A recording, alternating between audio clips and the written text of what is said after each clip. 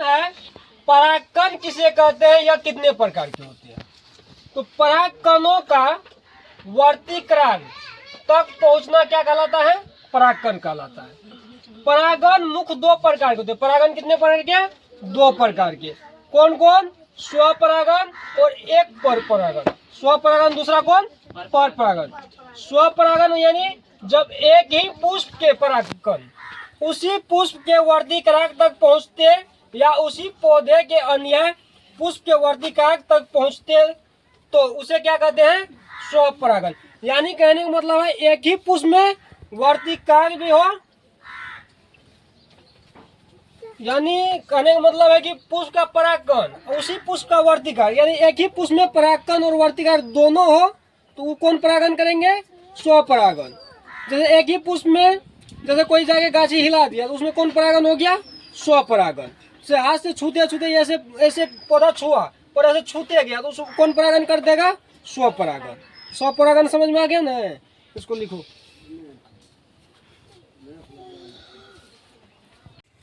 देख परपरागन क्या है, परपरागन जब एक पुष्प का परागन दूसरे पौधे के पुष्प के वर्तिकांत तक पहुंचता है तो इसे हम क्या कहेंगे, परपरागन। मान के चल कि एक गाछी में अगर यहाँ पुष्प है और फिर इस गाछी में यही पुष्प है, यहाँ का परागकण यहाँ का वर्तिकांत पर अगर पहुंचेगा या इसी फूल में एक पंखुड़ी में परागकण है दूसरा में वर्तिकांत है तो वहां पे अगर पहुंचता है तो कौन सा परागन होगा, परपरागन। पुष्पों में परपरागन अच्छा होता है। पुष्पों में परपरागन क्या होता है, अच्छा होता है। पौधों में निषेचन कैसे होता है, दूसरा क्वेश्चन है कि पौधों में निषेचन कैसे होता है।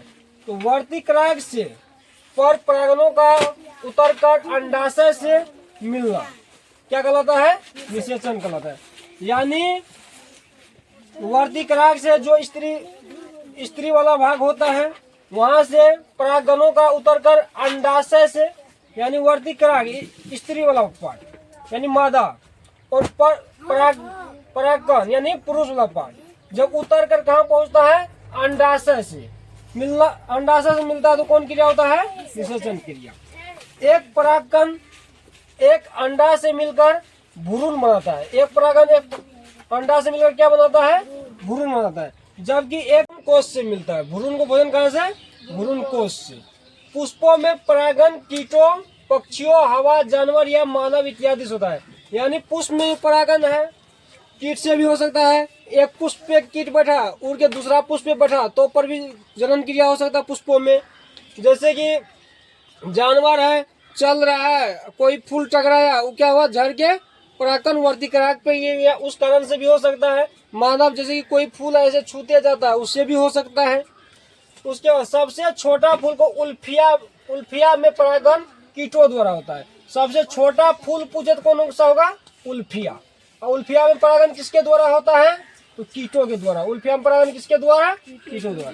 सबसे बड़ा फूल पूछे तो रेफ्लेशिया। सबसे बड़ा फूल कौन, रेफ्लेशिया।